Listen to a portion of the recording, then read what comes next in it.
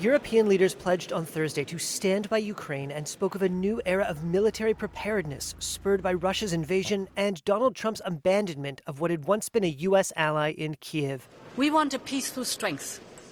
And this is the reason why I present today to the leaders the Rearm Europe plan. EU Commission President Ursula von der Leyen met with Ukrainian President Volodymyr Zelensky at the summit in Brussels and described her vision of rearming Europe and supplying Ukraine with weapons. It gives the member states possibility to invest in the Ukrainian defense industry or to procure military capabilities that go right away to Ukraine.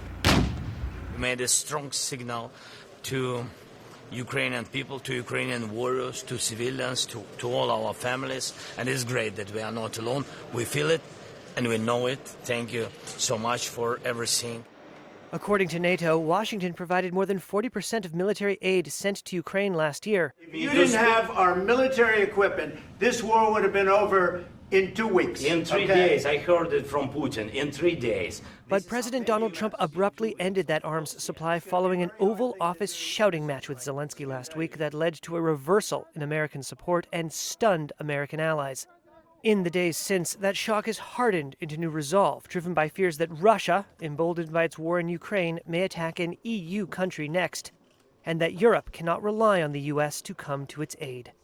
In a televised address on the eve of the summit, French President Emmanuel Macron said, quote, "I want to believe that the United States will stand by us, but we have to be ready if that is not the case."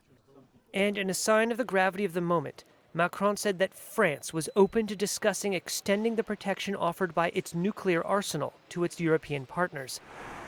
Moscow said Macron's speech contained notes of what it called, quote, "nuclear blackmail." The French proposal was met with mixed reaction from other nations. I think it's a very interesting idea, and we see to this proposal with high expectations because, nuclear umbrella would serve as really very serious deterrence towards Russia. That was Lithuania's President Gitanas Nausėda. Wir sind in der NATO miteinander verbündet. Dazu gibt es German Chancellor Olaf Scholz stressed the need to keep the U.S. involved.